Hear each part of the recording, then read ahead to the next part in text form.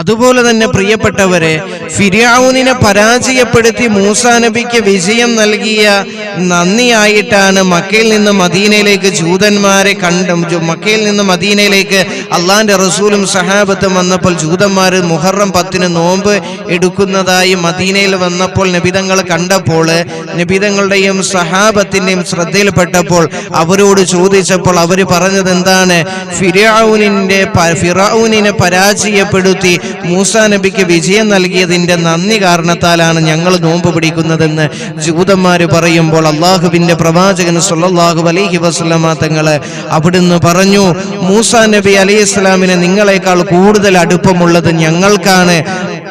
അതുകൊണ്ട് അള്ളാന്റെ റസൂല് സല്ലല്ലാഹു അലൈഹി വസല്ലമ തങ്ങള് സഹാബത്തിനോട് പറഞ്ഞു, സഹാബത്തെ ആ ദിവസം നിങ്ങൾ നോമ്പ് പിടിക്കുക, ജൂതന്മാരോട് എതിരാകാൻ വേണ്ടി നിങ്ങൾ എന്ത് ചെയ്യണം? താസ്വഇലെ 9ാമത്തെ നോമ്പ് നിങ്ങൾ പിടിക്കണമെന്ന് മഹാനായ നബി മുഹമ്മദ് മുസ്തഫ സല്ലല്ലാഹു അലൈഹി വസല്ലമ തങ്ങൾ അവിടുന്ന് സഹാബത്തിനോട് പറഞ്ഞു കൊടുക്കുകയാണ്. കാരണം മതത്തിന്റെ ഒരു ആരാധന, ഒരു മതത്തിന്റെ, നമ്മുടെ പരിശുദ്ധമായ ദീനുൽ ഇസ്ലാമിന്റെ ഒരു ആരാധനാ കർമ്മം അത് മറ്റൊരു മതവുമായി സാദൃശ്യം ഉണ്ടാകാൻ പാടില്ല. ഇവിടെ നാം മനസ്സിലാക്കേണ്ടതുണ്ട്. അതുകൊണ്ടാണ് അള്ളാന്റെ റസൂൽ സല്ലല്ലാഹു അലൈഹി വസല്ലമ തങ്ങൾ പറഞ്ഞത്, ഇതൊക്കെ എന്റെ പ്രിയപ്പെട്ടവരെ, മതകാര്യങ്ങളിൽ നിന്ന് നമ്മൾ മറ്റുള്ളവരെ പിൻപറ്റാൻ പാടില്ല. മതത്തിന്റെ വിഷയത്തിൽ, മതത്തിന്റെ ഇബാദത്തുകളിൽ അത് അള്ളാഹു നമുക്ക് നമ്മുടെ പരിശുദ്ധമായ ദീനുൽ ഇസ്ലാമിൽ പഠിപ്പിച്ചു തന്ന കാര്യങ്ങൾ നമ്മൾ ചെയ്യുക. അതും മറ്റുള്ള ഒരു ആരാധനയിലേക്കുള്ള സാദൃശ്യം ഉണ്ടാകാൻ പാടില്ല. അതാണ് പറഞ്ഞത്, ലക്കും ദീനക്കും വലിയ ദീൻ, നിങ്ങൾക്ക് നിങ്ങളുടെ മതം, എനിക്ക് എന്റെ മതം എന്ന് അള്ളാഹു സുബ്ഹാനഹു വ തആല വിശുദ്ധമായ ഖുർആനിലൂടെ പറഞ്ഞ അള്ളാഹു മനസ്സിലാക്കാൻ തൗഫീഖ് തരട്ടെ.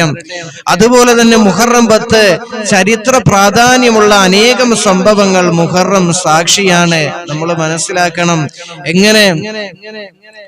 മഹാനായ ആദം നബി അലൈഹിസ്സലാമിന്റെ തൗബ സ്വീകരിച്ചത് ഈ പരിശുദ്ധമായ മുഹറം 10നാണ്.